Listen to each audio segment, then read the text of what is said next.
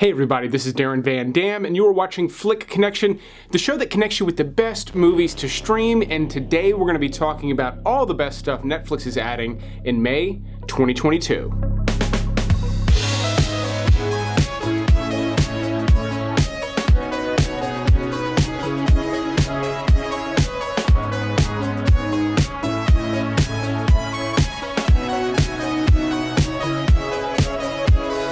If you're new here, welcome to the channel. Here's a quick breakdown of how these particular episodes work. The first of the month is typically where they add all of the familiar favorites, all the older movies that you've seen or at least heard of. We're going to take a little time to talk about some of my top picks that they're adding on May 1st. Then we'll go through the rest of May in order by date, talking about all the new movies, shows, and specials they're going to be adding during the month. But in May, they're going to be adding things like Guy Ritchie's The Gentleman, Jackass Forever. They're also adding a handful of new Netflix original series and some series finales, including the beginning of the finale of Stranger Things. But with that, let's start with my top 10 picks out of all the stuff they're going to be adding on the 1st. These are in no particular order, but one of my top picks is The Gentleman. Released in early 2020, The Gentleman is Guy Ritchie's return to the gangster genre. He took some time off from that to do some big budget movies, including Disney's Aladdin, and it appears as if he took all the money he made doing those movies and is putting it into really cool crime flicks, this being one of them.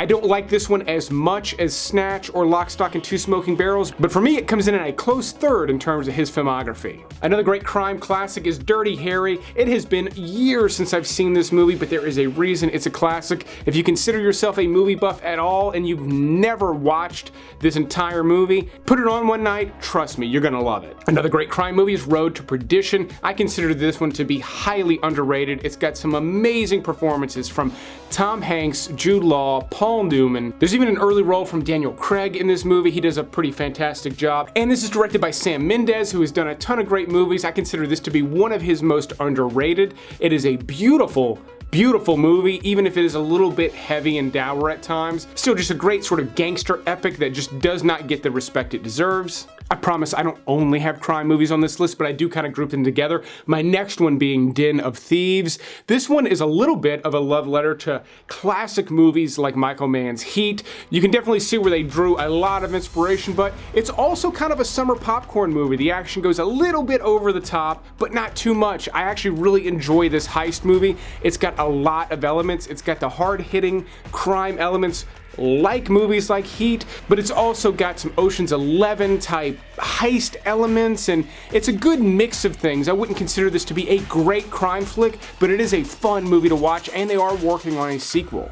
Another one for the movie buffs is Once Upon a Time in America. This is Sergio Leone's American classic. He's most famous for his westerns, but this is also one of his more famous movies. It is incredibly long, incredibly slow, but beautifully shot, and is a really fantastic story with some amazing performances from some actors just working at the top of their game. Now, I actually really liked Steven Spielberg's War of the Worlds. I don't think it's the best alien invasion movie ever made, but I did consider it to be really exciting at the time, especially for a PG-13 movie.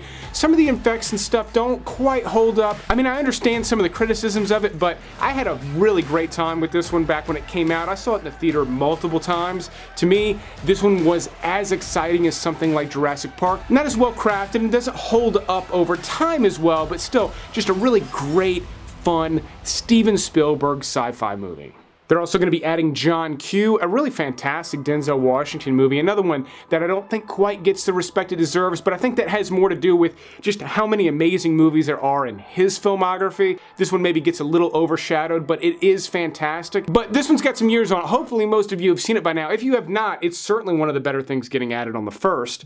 My next pick stars everybody's favorite person, Jada Pinkett Smith, in Menace to Society. But don't let that dissuade you from watching it. She's not really in it that much. This is an excellent crime movie from the Hughes brothers. This was their attempt to make sort of a black version of Goodfellas, and they pretty much succeeded here. This one has held up over time. The only real issue with Menace to Society is you've got some fantastic performances alongside some not so great ones, but then the Hughes brothers would go on to kind of refine their work with Dead Presidents, which I do think is a superior movie out of the two. My next pick is a not so good follow-up to The Fugitive, but if you don't think of it as a sequel to The Fugitive, which it technically is, then U.S. Marshals is actually a pretty fun Wesley Snipes movie. Now, the only reason I had that caveat is I really don't feel like these two movies go together well at all, but you get Tommy Lee Jones playing the same character. That said, I really do like U.S. Marshals. It's just kind of a different type of a movie than The Fugitive was. And then the last of my top picks out of everything coming in May is The Corpse Bride. It has been a long time since I've seen this one. This was Tim Burton sort of returning to the Nightmare Before Christmas animation style, and this is a really fantastic story. It's well written, it's really well portrayed. It doesn't hold a significant place in our culture like The Nightmare Before Christmas does, but still an excellent movie, and it is rated PG, so it could be a good family watch, even though it is about a corpse bride. Now, if you've got kids that are too young for that, they do have a couple of things getting added on the first, one including ARPO, I think I'm saying that right. This is actually from the creators of CoComelon, but it's about this giant aggressive robot that ends up taking care of this little baby. Hopefully it's not as grating as CoComelon is. They'll also be adding Blippi Wonders, which is a Blippi animated series. Should be about as good as anything else Netflix puts out for kids. And then comedy-wise, they're adding quite a bit, including Forrest Gump, When Harry Met Sally, and You've Got Mail, which would make a great Meg Ryan double feature. Yes! Yes! Yes! And then a hidden gem called Hello, My Name is Doris. In this movie, Sally Field plays an older woman working in an office who develops a crush on a much younger man. It's a nice sort of sweet, heartwarming comedy that is fairly different from a lot of other things you've probably seen in that genre, so if that's your type of thing, especially if you're a fan of Sally Field, this is going to be one of the better picks out of May 1st for you. And then if that's not for you, they're going to be adding Jackass 1 through 3. They're also going to be adding the new Jackass Forever later in the month, but we'll get to that in a minute. Like I said, they're adding a ton on the first, but the last few drama picks for the first include 42. This is the movie where the late Chadwick Boseman played Jackie Robinson. And then for Brad Pitt fans, they're also going to be adding A River Runs Through It and 7 Years in Tibet. Another one that would make a pretty good double feature if you got the time, because both of those movies are a little bit long. They're also going to be adding Rambo and Rambo Last Blood. Technically the last two movies in that series. I think a lot of people don't actually realize the first movie is not called Rambo, it's called First Blood. But I actually really enjoyed Last Blood. I know some people are fans of Rambo, the one that takes place in Burma, but I actually thought Last Blood has this whole thing with the border. It's got some really brutal sequences in it. It does go a little bit over the top and become more silly than some of the other movies in the franchise, yet I still thought it was a pretty badass flick, and it's only a couple of years old, so if you never bothered to watch it and you liked any of the Rambo series, Last Blood's not the best one, but it is a fun watch. Okay, those are all my picks out of everything getting added on the first. Now let's move on with the rest of the month, starting with the third, where they add Hold Your Breath, the ice dive. This is about a group of divers doing this extremely long, obviously extremely challenging dive underneath the ice. Looks like interesting stuff, and I'd much rather watch this from the safety of my own couch than to even get close to that water. So the ice dive gets added May 3rd, and then interestingly enough, on the 4th they add Meltdown. Now this is actually a limited series about 3 Mile Island, which is a famous nuclear power plant disaster, and typically the productions like this that Netflix puts out are pretty top-notch. Clark is another limited series, but this is actually a crime series starring Bill Skarsgård. If you don't know who that is, he's the new Pennywise, but in this he plays a famous bank robber whose story is the origin of what we call the Stockholm Syndrome, so that should be pretty interesting. And then another limited series, but this time it's a comedy series starring Mike Myers called The Pentaverate. The what the f***? Now in this show, he's returning to his famous character comedy. He has not done this in years, and he plays a Canadian journalist that gets swept up into this conspiracy thing that looks like it's Illuminati level or beyond. It looks like funny stuff, and it's been a really long time since I've seen him have some fun with these roles. Hopefully he's still got it. So they're adding a ton of stuff, as you can tell. We're only on the 5th. We've got the rest of the month to go through, but before that, I don't have a sponsor today. I just want to tell you about my new website, DarrenVanDam.com. I'd like you to go there. When the video's over, there's a link in the description. You can just type it in and sign up for my newsletter. I send one message out every week. It features a list of 10 movies to stream that week, where to stream them, a write-up on my top pick of the week, and some additional content as well. It's just something fun to offer my subscribers every week, so you literally never run out of good movies to watch, and it's totally free, so go do it when the video's over, or now, I don't care.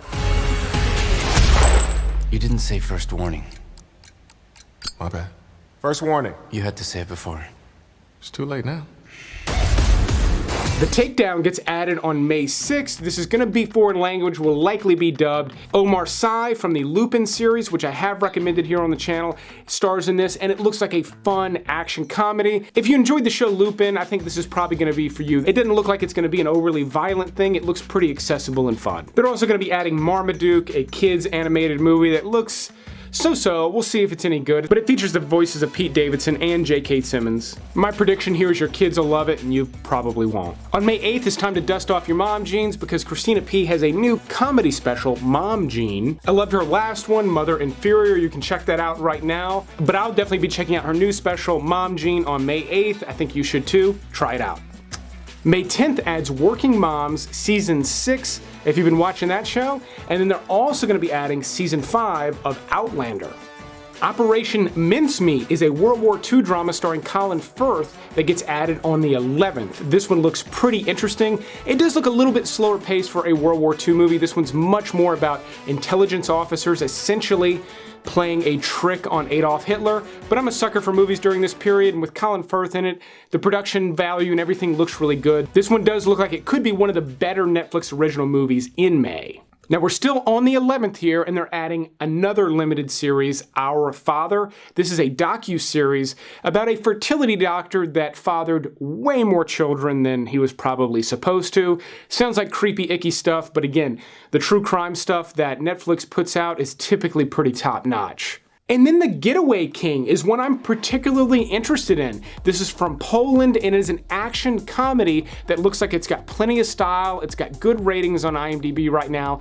I've never heard of it, but I've got my calendar marked. This definitely looks like my cup of tea. On the 13th, there's a new Netflix original movie coming out they seem to be pretty proud of. It's called Senior Year. In this movie, Rebel Wilson plays a woman in her 30s that wakes up after a 20-year coma and returns to finish her senior year in high school. Should be funny stuff. She's always funny, but this is her first big project after a ton of weight loss. So it'll be interesting to see how people receive that, if they still like her, because you'll notice people's feelings change when people's looks change for some reason, but she's always funny and hopefully she still is.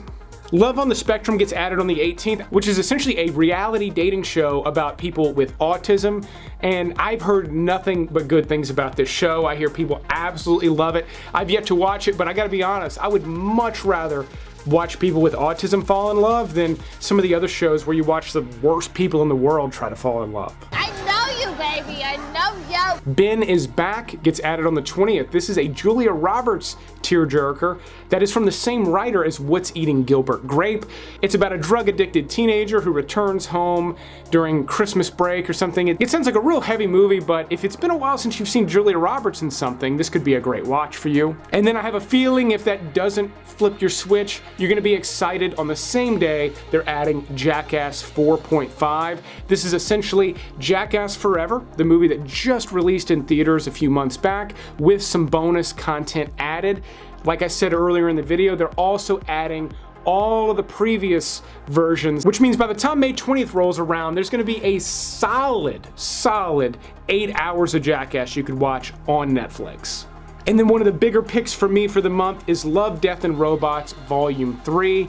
Unfortunately, I'm having to show you some clips from previous volumes because they're keeping a pretty tight lid on this. If you haven't watched these yet, you can currently catch volumes 1 and 2. These are short sci-fi films. They're all animated. Some are incredibly dark, some are very sexually charged, and some are just quirky and fun. They're all different, and I have a blast mowing through these every time they release a new volume. The 25th adds another new release animated movie for the kids, Larva Pendant. This is based on the Larva series. If you know anything about that series, be prepared for lots and lots of fart jokes. And if that's a little too grotesque for you, they're also going to be adding Somebody Feed Phil Season 5. This is an excellent food travel show. I mean, really probably one of the best food travel shows since the loss of Anthony Bourdain. And then the big ticket for the month gets added on the 27th, Stranger Things Season 4, Volume 1. Get used to it. Apparently that's how they're going to be releasing things, where they break up the last season of their most popular shows. The trailers look pretty sick for this though. It sounds like they're preparing for a war of sorts. So this could either be excellent stuff, or it could be the show jumping the shark. We're gonna have to wait a few weeks to see. Now, here is everything leaving during the month of May. If you're new here, please note the date listed is the date that it is gone, which means you need to watch it prior to that date. When you wake up that day, all of these titles will be gone from Netflix. If you need more time, go ahead and pause the screen. Once again, I'd like to tell you, go check out DarrenVanDam.com. There's access to all my archived videos there. There's movie recommendations right on the homepage, and you can sign up for that newsletter and get recommendations sent directly to your inbox. But I will keep making these videos as long as you keep watching them. Thanks for checking out this Netflix episode, and you will see me on the next one.